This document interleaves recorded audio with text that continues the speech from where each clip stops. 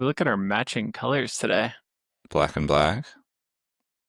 Oh, Backgrounds. backgrounds. Yeah, look at that. Purple's Nice. the best color. Purple and orange is a How's pretty it? good combination. Mm-hmm. I like Um, it. waking up. I almost missed it. Pterodactyl! I almost missed it again this morning. My alarm went off at 5:30. I was like, "What? Why? Why is that going Why would off?" I do this? Turned it off. Lay there for a moment. I was Get like, me out of here. "Oh, Justin, I'm I remember. coming." Coming. That's good. Yeah. How are you? Yeah, I mean, it was mostly my fault last week because I had, well, What do you mean? two Autodesk things in a row. Which one, all right? Ooh, he's got a lighter, folks. Um, can you talk about said Autodesk? Yeah, it was fine. It was invited me to do a kind of local job fair. And I was like, I'm not hiring. And they're like, that's fine. Come talk about your training stuff. And I did like a 30-minute presentation in a little conference room about our training and like my background and how we got into it all. The job fair itself probably was helpful to some people. Uh, Mm. it was confusing, I think, to some because I brought some products of ours and some papers on our training. Like so many of the people were there for like animation stuff, like Maya and Blender, and Oh, I was just kind of like most of them didn't even know what Fusion was or have any experience with the CNC, and I was like, well, I don't know what to talk about with you because I'm not hiring and I don't do animation, so it was a little bit awkward. you're just like, have you seen Gobo? Yeah, dang it, should have. That would have been good. Dang it. Missed That opportunity video for is everybody. actually doing pretty well for us on YouTube. The Gorbo Really? videos. It's up there for view count. That's 77 nice. views, baby. Whoa, almost three digits. 45 watch time hours. Look out, internet. It's the thumbnail. It's pretty good. Yeah. Yeah. What are you up to? Cool. I don't have much to report. I feel like I've just been in a busy hole the last 2 weeks. Mm, Haven't really looked up much. I was driving home from Melbourne last night because I had a big day in the city. Um, big doing day in the city. deliveries and installs and looking at robots. And I was driving home, chatting to a friend, and saying how like I've just been more aware lately that I'll sit at my desk and look at my list of things to do in workflow, which is now growing beyond that point of usefulness. And I'm starting to think about the We six have a weekly question about this switch. today. Excellent. And just getting frustrated with myself. I'm like, come on, Jam, focus on one damn thing for 5 minutes and get that drawing done, or get the bubba. And Yeah, yeah, I'm there too. a lot of task switching, not feeling particularly effective, but just feeling overwhelmed and busy. Oh yeah. And yeah, fun times. But Mm-hmm. next week, I get to play on the machines a little bit, which would be cool because Jonathan is going to Italia for a couple of weeks. Oh, can I go with? I know. What's my invite? Um, It may never come back here. yeah. But yeah, things and stuff. Busy. Mm, Good. mm, Sales are all right. okay. Yeah, we hit target this week for the first time in ages. That feels good. Yep, going okay. What about you? I've done a little. I was doing my end of month. I do those KPI things, and so I keep track of Oh yeah. sales and orders and new products. And I was going through and doing that, and I realized why I felt like cash flow has been so tight this month. And I was like so frustrated. It's like this month wasn't bad. Like we did pretty well this month, or sorry, April. Mm. And then I looked at the chart of product sales and March was just like less than half of average. And I was like, oh, Oh, that's really? why. It's Mm. last month that was doing bad, obviously. Like, how did I forget that that's the reason why the cash flow is tight this month? It was last month. And Yeah. it's just like this freaking like normal graph and then boop, March and then back to normal again. Uh, Same amount of orders within two last month, March to April, even uh, January. December we had more than normal, but it's been just like a slow, steady increase. And then March just revenue wise, fell off the half of rails. Yeah. normal, Yeah. 45% or something. I don't know. It's weird. Uh, So, so it's coming back okay. up. Okay. Yeah, no, I mean, product sales were great last month, which is crazy. Like, You mean April? I, So when you say last month? yes, sorry, I Yeah. keep saying the wrong month. In April, product sales went great. I don't know what So, the month it is. Yeah, it's just changed. Yep. Cool, cool, cool. it is 1st of May here. Yeah, I chucked some financial stats in Slack the other day for the team and about weekly bloody blah, and John was like, cool. How's like monthly, quarterly stuff looking?" And I realized I kind of those longer term reports are kind of dead to me now because I'm so focused on like Right, weekly, weekly, weekly, weekly. right. And it was a good prompt because it sort of prompted me to go, oh yeah, good question. Let me Yeah. look at some longer term financial things for the Mm-hmm. last 3 to 4 to 5 months, how that's tracking along.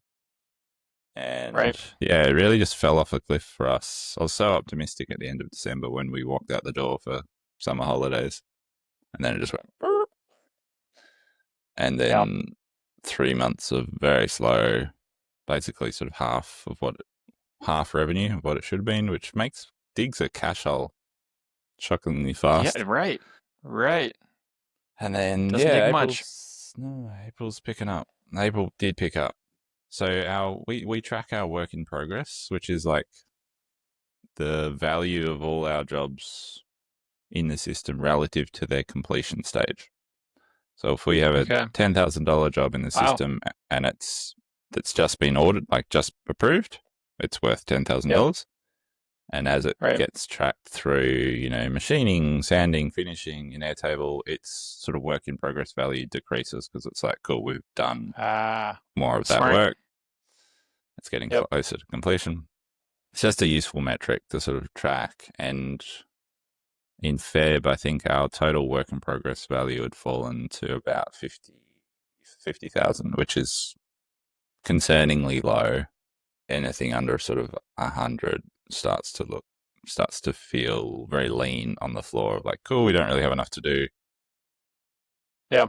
Anyway, since then we've grown it back to sort of it's sitting at 140 now. So it's meant that we've had more work come in than we've been complete. As in, that's the right trajectory. It's like we've been growing our work in progress, so that feels good. Um, Mm-hmm. we've been getting more on top of bills and paying stuff closer to the due date and stuff like that. So yeah, it's trending up. Yep. Yep. Thankfully. Yep. Yep. Good. Yep. Yep. Part of me just doesn't understand how that's possible right now for either of us, but I'll take it, I guess, just considering the geopolitical Yeah. chaos. Yeah. Right. We didn't quite get, well, it was definitely way too optimistic. The new product I was thinking we'd get done in April, but it's on its Mm. way. We're making progress. It's kind of turned into, as I suppose, as everybody laughs, more of a thing than I expected in terms of like I was thinking it to be more of an off to the side product, and now it's becoming more. I keep thinking of more ways it can be better, which Mm. is maybe Cool. my disease in general.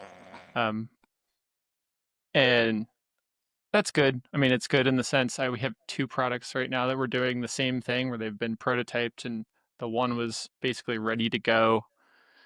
And we realized this week, it's like, oh, we could add two other things real quick and it was like, holy crap, this is a whole new product, Yeah. category for us. Um, which doesn't make any money at the moment, but it feels good long term, I suppose, to have that happen. Yeah, good. Good, good, good. Makes sense to get that stuff done before pre-launch, I think. Yeah. I I had an interesting call with a client. I don't know if I'll share, if I won't share this video, but I sent you in Slack.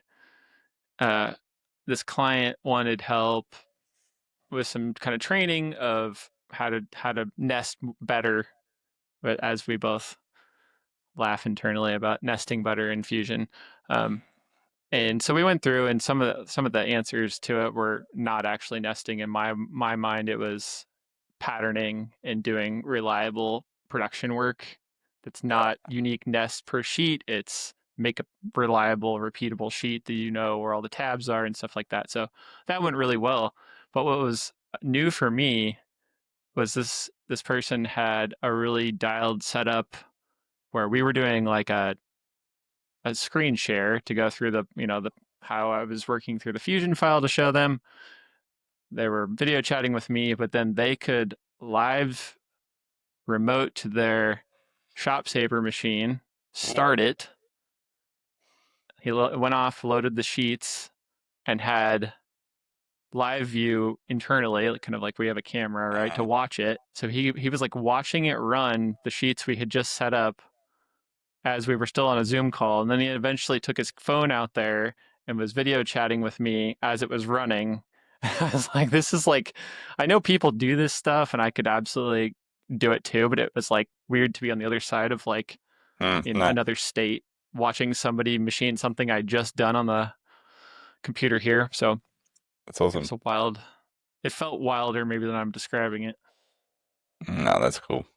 I would love to do more of that sort of stuff on the workshop floor. Like, I was thinking about how I'm going to manage next week. Of like, the other guys can run some stuff in the CNCs, the product stuff, but I'll need to do any custom machining.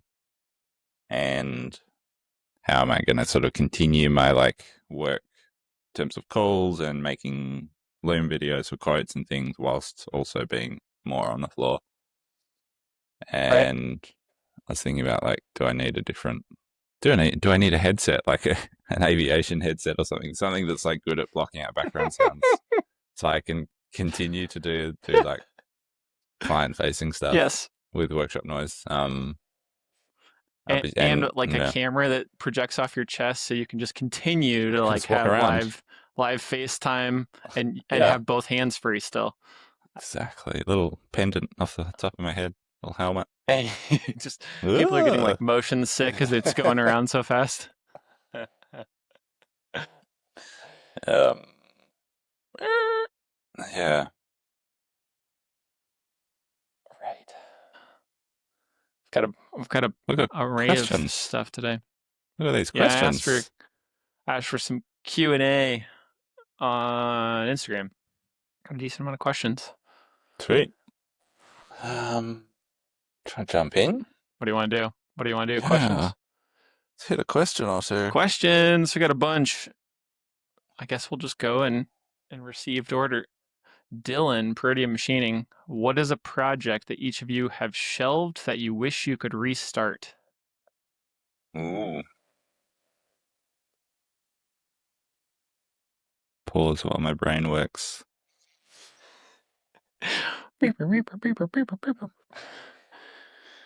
Can you hear it ticking?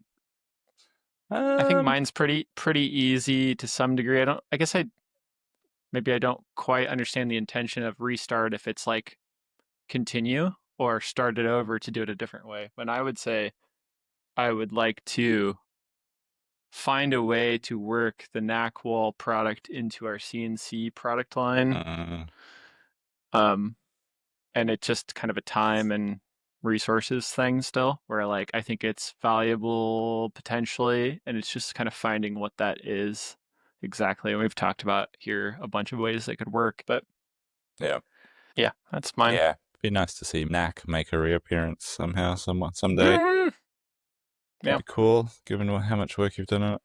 But some things just have to disappear too. kill your Um, darlings. yeah. What have I shelved? I mean, years ago, I shelved Shelves. the I shelved. I've killed plenty of products, but I don't want them back. I'd happily kill off some more. And I mean, I shelved my desire for 5-axis machines many years ago when I realized that was a sort of financial impossibility. Hmm. And Hmm. that desire was well and truly reignited yesterday when I got to play with 6-axis. Oh, you gotta play with them. Yes, a little bit of playtime. Oh. Um, so yeah, bring bring back the multi-axis. That's what I'm restarting. Uh, Uh-huh. So now I think we just stop with the questions that I want to know more about this the robots. tangent. Give me the Oh, tangent. robots. Okay, so I had a jam-packed day of Melbourne deliveries, installs, things. I went to Melbourne. Usually, I'd get someone else to do the deliveries, but Yeah. and there were a couple of things that I wanted my hands on. One of them was servicing these enormous glass timber framed glass doors that we built 6 years ago. And it was the kind of job that I just didn't want to ask anybody else to do because it involved standing on top of a 3 meter ladder and precariously undoing the top pivot point, holding this enormous door in one hand whilst tuning a screw in the other hand, and then like putting it back on without dropping it on anybody. Oh. And it went beautifully, but I was glad I was the one doing it. And Yeah. something else, I was a site visit that I wanted. I really like working with this architect, and I wanted to do this site visit myself. Anyway, I got a Yeah. call on. I was going. Yesterday was Thursday. I got a call on Wednesday afternoon, unknown number, and it was this guy Joseph, and who I'd heard of and was vaguely familiar with his business, but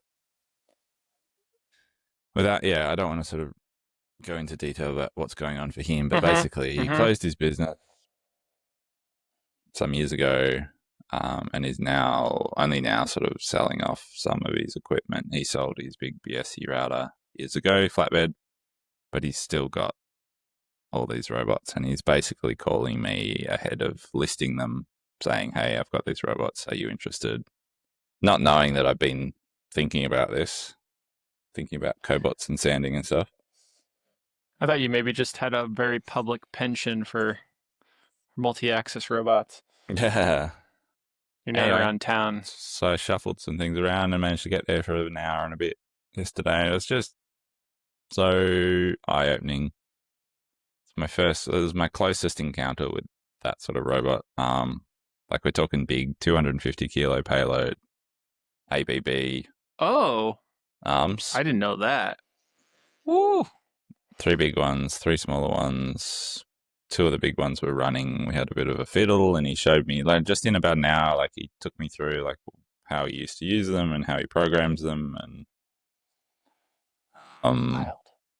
and all the fixturing design. And it was just like, it was this beautiful alignment of like the start of the conversation. I was like, well, I've been looking at cobots, but I'm not interested in off the shelf things. I want to like hack it myself. And his face just lit up because he was like, oh, let me show you some things.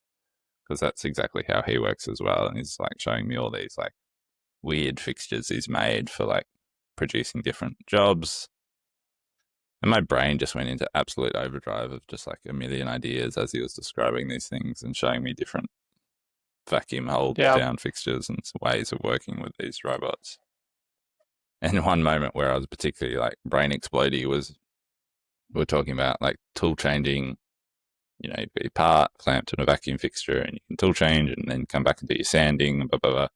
And then he's like, but, these things have a 250 kilo payload. So instead of doing that, instead of having a spindle on the robot, you can just pick up the whole part and then come over here to this jig and showed me another jig that had like 6 cheap Chinese spindles on it. So you have your 6 end Six effectors spindles. on a bench and you just pick up the whole part and you go and service the part against each of the spindles depending on what you're trying to do. Just like so many ideas and ways of playing. Get rid of your routers. Just Well, that was kind robots of and spindles on a bench. one of the most interesting things he said yesterday was like, as he got more and more into bots, I was like, it became apparent to him how versatile they were compared to his flatbed router. Like, Yeah. you had this really What high about spec, accuracy? beautiful, like 3D machined molds, mold work. Like, yeah, Hmm. they're obviously pretty rigid. Um, Interesting. I don't know how they go in terms of like accuracy from a like, cool, these two Repeatability parts need and to fit. yeah. Yeah, don't know. Yeah. I can't imagine Um, it's the same, but yeah. anyway, Hmm. he's offered these robots to me for, I think, a very good price point, and before they go online, so I need to make some decisions. And I'm not going to buy 6 robots, but I'm very Yeah. tempted to get at least one. Are any of them like cobot style? They're all industrial. All industrial? Which, I mean, like you said there, it's like it seems like you have this similar restrictions on how you can Mm, work near them anyway, right? Like mm. they still need fairly intense safety restrictions. Yeah. Um, so, hmm, wild. Do you have space that you? I mean, obviously, in your current shop, you'd have to like rearrange significantly to like give them space and Yeah. Yeah. It'd be a big rearrange, big-ish rearrange job to get one of these big arms in here. Uh, but they've got enormous reach. Like you can have one on center and just right. have different workstations around it. Like he had the 2 main big ones set up in a booth, and one of them could reach across to the spray booth, like could reach like almost 3 meters, like, and do Yeah. spray work over there whilst also like feeding holding parts for the other one. So he'd done all sorts of really interesting things with like one robot being the work holding for the other one and doing multi-axis, like even more multi-axis work. Like, yeah, clever guy. What's Um, controlling all of that? What software? uh, it was Sprute Cam, Spurt can. Oh wow. which I'd never heard of. Uh, Saunders used to do videos with that before he got into Fusion, oh, really? as I used to watch in my apartment prior to owning any CNC machines. Apparently, €1,000 one-time payment, one-off software. That's nothing. That's not too bad. Yep. It's a one-time $1,000 product. How do they afford that? Oh, Robot Expert Cam X Robot. Really cool. I Well, that's want to get on the amazing. robot train. Anyway, so yeah, my Right. brain is spinning, and yep. Spinning Um, on. Are you capable? Like we always discuss. Like, can you think of after going to see all this and seeing the available robot offering, are you thinking of processes that you would immediately be able to like set up and replace human labor or like improve that? Or is it like we have to create new things to use this capability? no, it's some immediate. Just like cool. I can see how you've Hmm. done that sanding process. I could apply that immediately to these Wow, parts. Get it that's on my amazing. floor tomorrow, please. Um, also, I've got like this. We're doing a large 3D contouring sort of machining job next week, which doesn't fit on our machines, and we're going to have to break it up and do it in Hmm. multi parts. I was like, damn, do that in a single shot as well. Um, yeah, I'm just immediately seeing use cases for what we've got going on right now. So, and Hmm. I'm excited too because it would take me back to that place that I really miss of doing hands-on machine developy stuff, developing processes, writing code, like that Yeah, joyous 6-month period commissioning the pencil sharpener, or else, right. getting that production ready. Um, yeah. So yeah, that's my robot tangent. hate to tell you, but commissioning robots doesn't make you more hands-on. Usually at the end of the process. uh, no, I know what you Like, mean. I mean, just my few little experiences, I haven't yet seen something that I'm like, oh yeah, that would work great for us. But I just, have that lust for robot as well. At least yeah, that's nice. You have the opportunity in the. Uh, is he available for help to commission them somehow? No, not really. Yeah, don't know. I yeah, wouldn't. I don't want to ask too much of him, given yeah. what's going on for him. Right, But right. I was chatting to Laura last night, and I was saying, that's a big part of the appeal of this opportunity is that I've looked at these robots, these industrial robots, secondhand before, and they're kind of this black box of things I don't Yeah, understand. Of like, how do you right. program it? How does that huge controller box work? And Giant blah, transformers. yeah, blah blah blah. And this is an opportunity where all of that is kind of would come with an amazing level of handover. Of like he's already in just in an Right. hour, the amount of stuff he showed me, managed to familiarize me with sort of the process and sort of broke through a lot Mm, of those barriers for me of like big scary thing cool. online which I don't understand versus oh okay yeah that's how you do that cool great For great sure. yeah Same. Yeah, I'm in your place where it's like ideas and interest, but haven't broken through the. Oh, I uh, could do that. uh. Yep. That answers my question of how many robots should I buy all of Hmm. them um Oh, another question. You pick one. hmm. Aston J Creative says how do you track and maintain random non-work ideas and thoughts throughout the day? Have you heard this Mm. show? We make bleeping 9,000 lists. Yeah.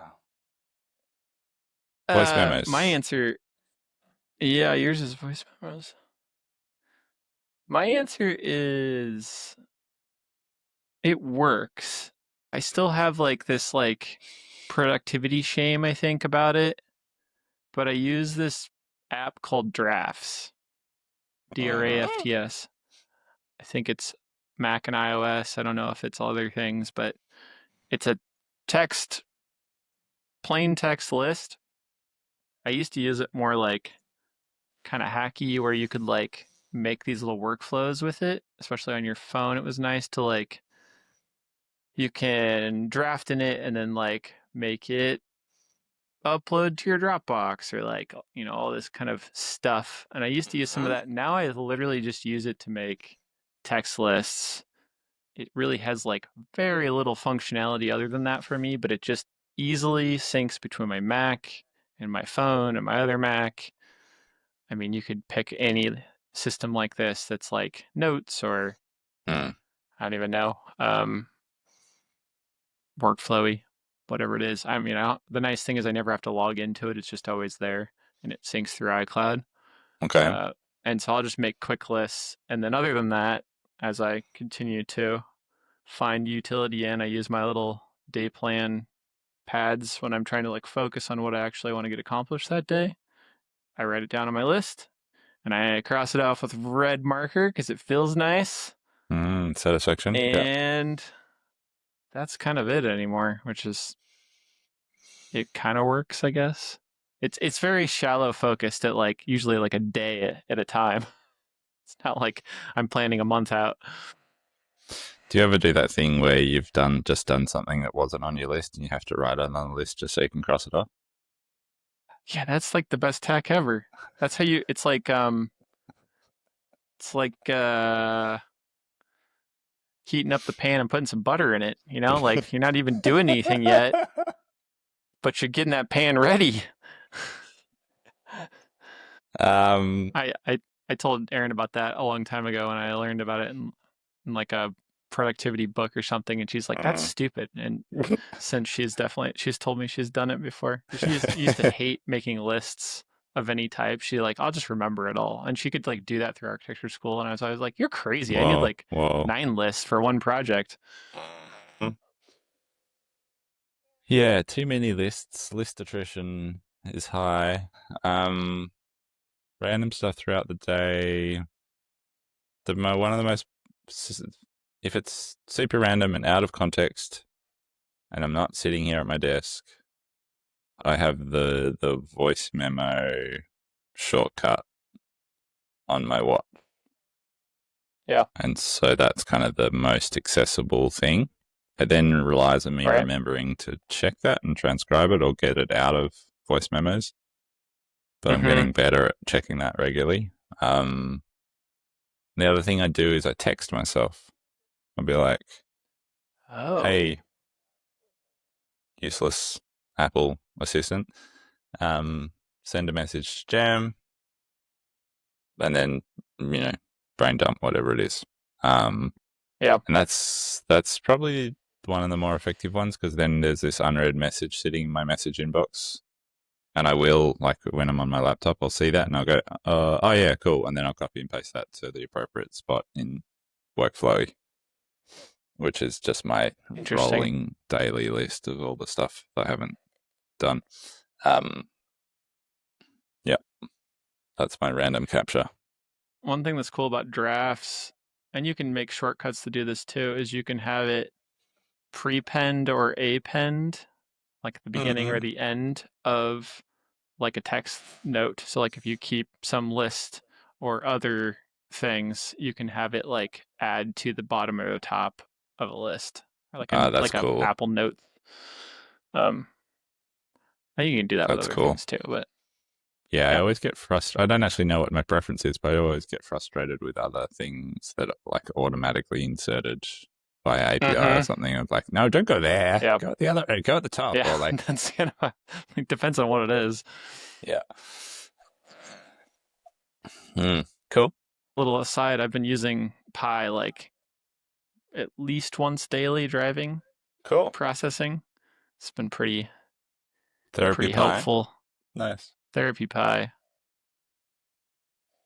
What's wonderful about it, even if it's lying to me, it seems to remember everything in the conversation.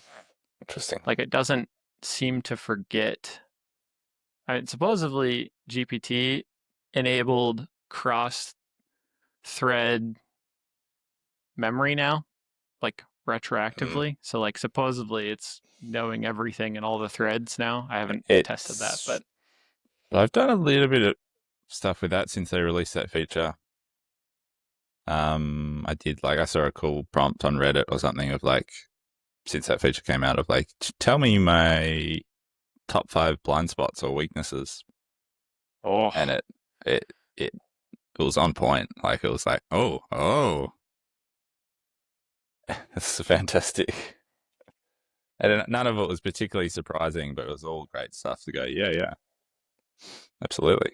Like it's fun. I've tailored it so much to my preference of like don't give me fluff, just give me answers. Like I don't want to know how you're calculating things. Just don't waste my time that way. I'm very like particular about how I've driven it certain ways that I think I've gotten to a point where I've like cut off a lot of its features on accident, or so I'm like too particular about it. I'm like, do I need to roll back some of my instructions? you've cut off its emotional legs. Oh yeah, for sure. I wish I could do that with Siri. Oh, Siri, poor Siri. One day you'll catch up. Um, Another question from Forest. Forest Bird. Are you just running that prompt? You Oh mad my god, bastard. sorry, I might have to. Don't do it on the I'm air. too taken aback by this. Hold on. We got to go back. I asked GPT, tell me my top 5 blind spots or weaknesses. Thought for a couple of seconds. Relying on yourself for everything. You're awesome at execution, but not delegating slows your growth and burns you out. Is this just something that's like, is this true? Or is it just like, oh, I can think up 5 things for anybody? Over perfectionism, chasing perfect product details or emails keeps you from launching or iterating fast. Oh, this is brutal. Blunt communication, your style works for internal speed, but can alienate prospects or partners. Comes off too harsh. Yeah, true. Inconsistent marketing. You've talked about YouTube, email newsletters, live streams, but haven't stuck to one channel long enough to build momentum. Jesus, this is rough. Missing SOPs with documented processes for order handling, training prep, customer follow up, scaling hires, or handling off tasks becomes a headache. Yeah, I don't. Nah, that one's okay. The rest of them are pretty on point. I mean, I guess I knew them. They're not like shocks. Sorry. That was my sense too, reading them. They weren't shocking or particularly confrontational, but it was like, oh, yeah, great. Right. Sorry. Go back to your question. That's good. I like it. Frostbird Originals asked, what is the biggest external factor that has impacted your business's ability to grow, positive or negative impact other than COVID? Me. I'm the biggest problem. Yeah. Did you just hear my GPT analysis? I am my problem. My friend told me that the other day. He's told me it a couple times lately. He's like, "You just get in your way all the damn time," and I was like, "Yes, yeah." How does one stop getting in your own way? Yeah, for sure. Me. I was chatting to a friend last night about, you know, he was asking if I was still doing the business coaching. I was giving him the background on that Mm, and why we don't do it anymore and how it was the decisions that I made whilst doing that business coaching program that led us to near extinction as a business. And, but, it's, well, yes, some of those ideas were influenced from that coaching program, but it was all decisions that I made. Like I very much take responsibility for that. And yeah, yeah, I'm the bottleneck for sure. But yeah. that's not maybe that's not the external factor. Forest Bird Originals has asked what's the external Oh, factor. right. Yeah, No. I can go. I mean, it hasn't Mm. happened yet, but the the current uh yeah, I don't know. I'm not going to dodge around it. The current administration in America is going to cause the biggest problems.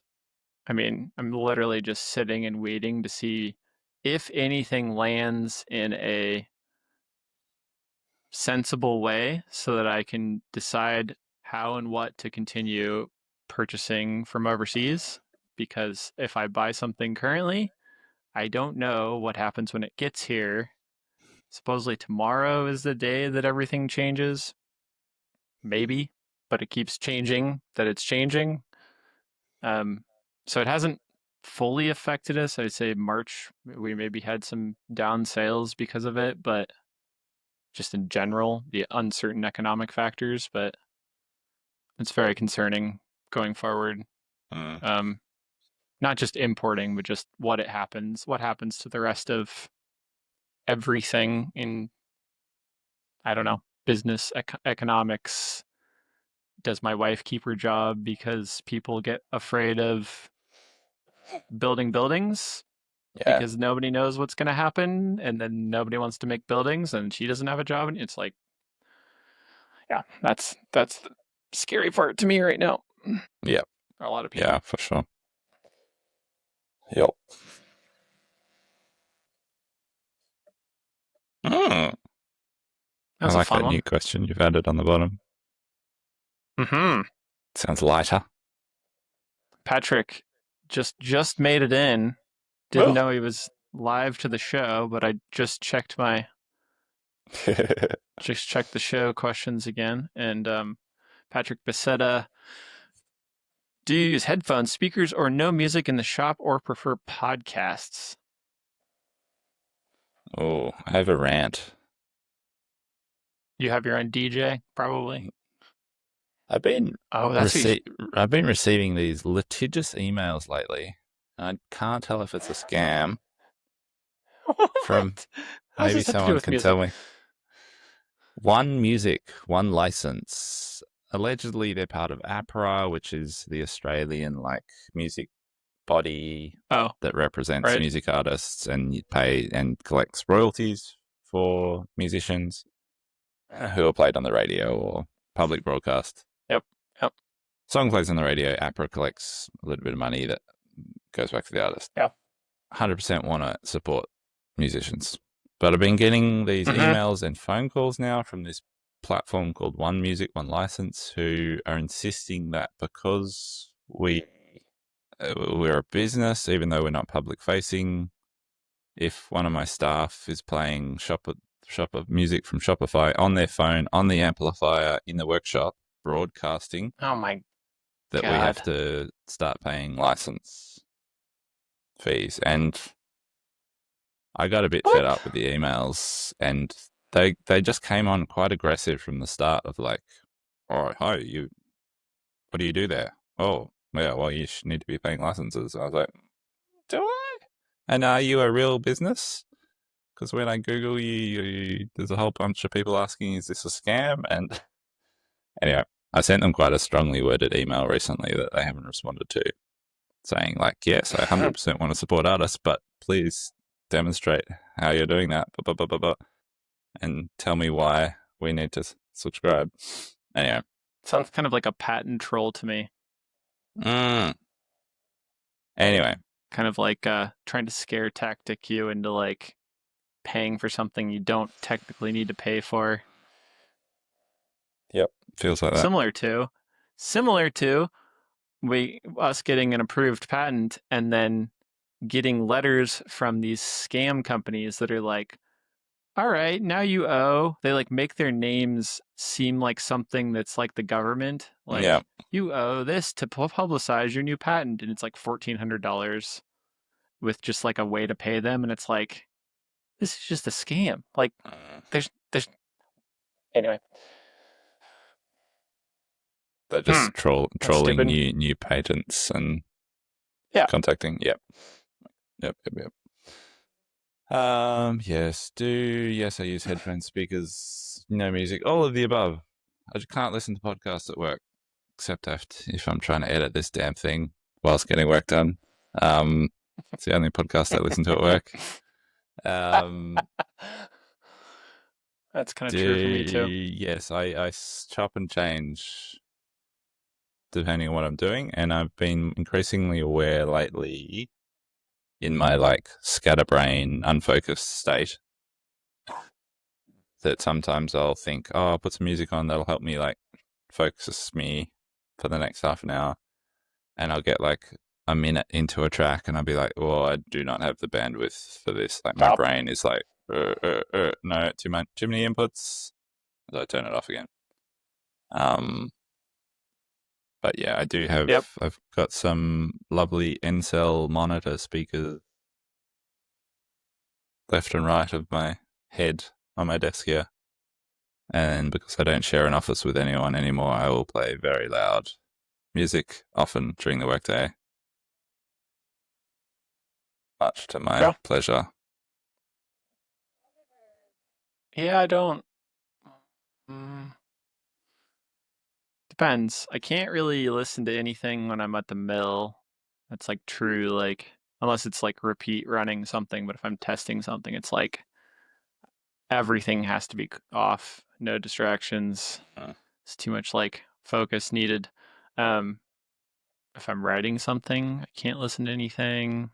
But mhm. I have like this this Spotify playlist called Focus Jazz, which is like almost offensively bad jazz, but it has no lyrics to it. That and like lo-fi music. Have you ever heard of like lo-fi? uh, Like kind of like hip hoppy. Usually has no music, no lyrics as well.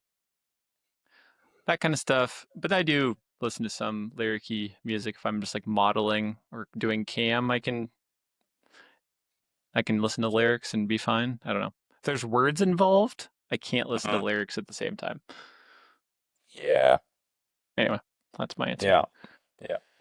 I kind of want access to your offensively bad jazz playlist, I can share so it. so I can I don't troll know you. why anybody wants it. Oh, Offensively just to prank you bad somehow. jazz. Oh, Excellent. prank me. Prank me. Did I just get a text expander snippet? No, it's you. Just typing. Debris. The Enigma debris factory. Senor Debris or Drew. Who's been posting real posts, not stories lately? Have you seen these? What's up, dorks? Yeah, I love it.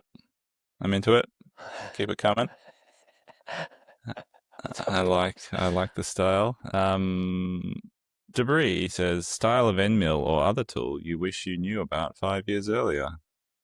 Hmm, Hmm. it's a good one. It's tough. Probably takes me back to when we first got our sort of proper flatbed CNC, having run a hobby machine for 5 plus years, Hmm. and discovering compression tools, having not known they were a thing, but also didn't have the tool to run them effectively. But Hmm.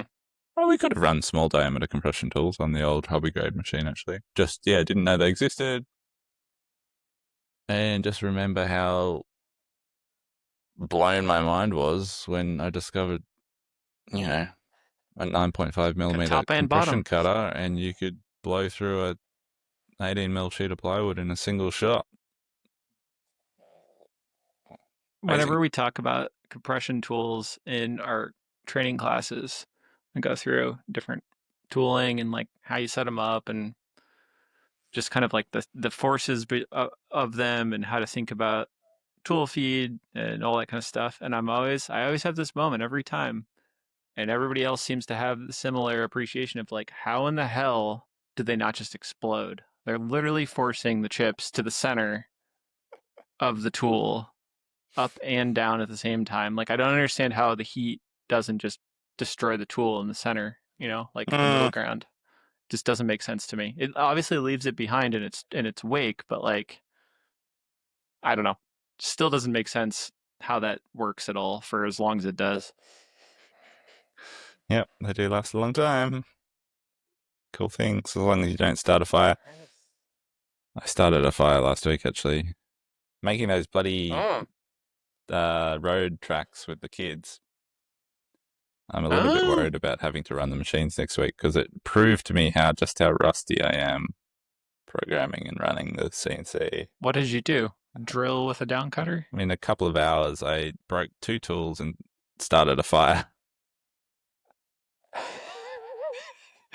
Get Jim away from the machines. Monday morning, I was like, "Sorry, John." John had already noticed. He was like, "Jim, why is the machine charred on the y-axis?" Sorry. That's Oops. usually just that if I've been in the shop working on something on the weekend, it's usually just dirty. Like I've left a bunch of shit out and like didn't sweep up well, or it's very noticeable. I haven't started any fires recently. How did you start the fire? A tool broke because it hit a brad. Like I use brads, like steel C1 brads. C1? Yeah, C1 gauge to hold down stock, Hell's like small this? remnant stock on the material sometimes. What's It's a C1. okay? Oh, it's quite the. What's a Yeah, C1 C? brad. C's bigger, C1's smaller. 18 gauge brads, maybe. Anyway, I hit a brad, didn't notice because I had three children with me in the workshop, and the tool had like snapped and then dragged through the material, obviously still Dragnet. spinning, and yeah, I can't quite tell what had happened, but it was well on its way to becoming a vacuum bed fire. Which I've had those before and they're scary. Um, I stopped it in time, but wee. My answer is going to be like really not. I can't think of a tool. I'm not going to say I knew everything, but like nothing seemed like I think I saw examples, early on. I had like studied and watched a lot of videos of machining stuff before I ever owned a CNC. It's kind of weird. So I kind of had it in the back of my head. I think my answer is kind of stupid. I wish I would have started learning how to code sooner, That's a tool. Yeah, 5 years ago. me too. Yeah, yeah, would have Yeah, been nice. yeah, yeah. Good answer. Boop. Go off question a little bit here. I You might have seen this. I made a couple weeks back one of our job shop jobs. I had an op one and an op two that went pretty smooth on these like I don't even know what they're called. Some parts for our repeat customer that we do a lot of machined parts for. Um, they do like art based robotics, like cinematic robotic things that are Oh, pretty cool. cool. I never get to see what they use them for. I just get to make weird parts for them. And it was a really easy one and two off where it was like in a vise two different ways, really easy setups. And then the third setup, I had to turn it on its side and it was hexagonal shaped part of it. The other part wasn't. And so I, aside from making a really complicated soft jaw, I was like, how am I going to hold this thing? This is ridiculous. And I often like cheat and just like shove it in the side of the vise where it's like clamping unevenly. And that's enough Mm-hmm. to get my weird little few parts done. There's only 6 parts, but I was like, that's not going to work either for this, I don't think. So I had to make 2 holes in the side. And my best plan, which turned out to work great, was to put it in the right side of the jaw in a soft jaw. So I machined out the kind of space for it and then tapped 2 holes on either side of the soft jaw and 3D printed wedge clamps so that when the screws, I'd close the jaw and screw them down, it would hold Cool. the angles of the hexagon down. And it was like rock solid. I did eventually like over the 6 parts, and the fifth part, I kind of destroyed the clamping capability of the PETG little clamping pieces. It's on my Instagram, but it overall is like basically did exactly what I wanted. I didn't know that it was going to work. I was pretty like, how the hell am I going to do this? Last setup, I was kind of happy about that. It's a pretty cheap That's solution. cool. Yeah. There's been watching the progress. Can't find the account right now on Instagram somewhere in the States, and if I can find the link, I'll put it in. But someone making like cutlery, stainless steel, like blanks, laser cut blanks, and then like press like just in an arbor press, forming like the spoon and the fork profile, and little tongs and stuff. Really beautiful, simple, sort of ultralight camping aesthetic cutlery. Yep. But it would appear that all their like press brake, not a press brake, but arbor press molds. So a lot of them are 3D printed forms. I think by the look of Hmm. them, Yeah. and it looks really effective. Cool technique. I like it. Right. Very cool. Mm. Mm. I think I have one. We skipped this one before, and Mm. it's not like groundbreaking by any means, but I stumbled onto this e-ink display, and I've Yeah, always I had saw kind that of an thing. interest in them. It's called Terminal, and I have like a little. They gave me a little referral code thing, but I ordered 2 of them because there was like a deal for them in January, and it took a while. They've been like back ordered, but they both came. I have one at home and one here on my desk, and it basically will cycle every, I think, up to as fast as 5 minutes, and you can Okay, like on a web page choose what you want to display on it, and you can like choose kind of like different layouts. And there's all these plugins. Like I have a Hacker News one right now, which is like nerdy Reddit, if you can get nerdier. Uh, and it's pretty great display. And I also like probably the best one I like that it does is Shopify. It'll do like my sales and orders and has little graphs. And I paid for the developer access, which was like $20, I think. And so I can theoretically make my own plugins for it, streaming whatever data I want to it. cool. Um, so I don't know. They're not crazy expensive. I forget what it cost. $139, and I have a $10 off coupon thing. So So it's kind of cool. Little desktop how?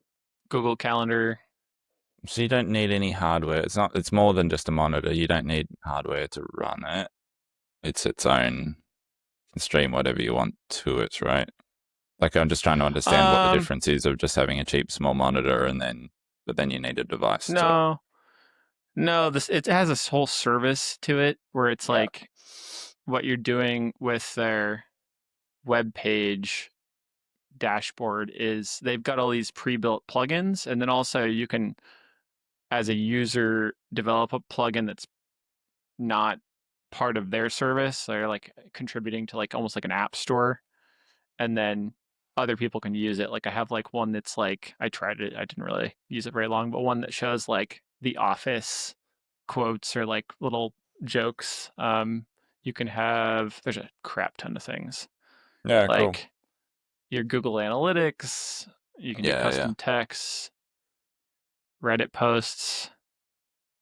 Like you said, there's Yeah. like 4,000 different things right now Well, you can when add, you showed you me can the show. Shopify like analytics home screen thing, I was like, oh yeah, that'd be cool. Just seeing having that up on the office wall. Yeah, that all the time. That'd be cool. This is one version of it. And then I imagined having like 12 of them on the wall with all different data and Yeah, metrics and blah blah right. blah, and then becomes My becomes too much. But right. Eventually, I want to get whether it's Airtable or AirShop streamed, like need things we need to order or like projects that are due, um, that kind of stuff to be able to like. You can also like segment it by like what it shows to you by time of day. So it's kind of cool. Like if you have oh, one cool. in a work and home scenario, you can have two different types of things. I don't know. It's a lot of It opportunity. I haven't played with it too much yet, but it's nice. reminds me a little bit of this thing that Rodia showed me during the week called M5 Stack, which is just like a hardware platform slash supplier link going in now.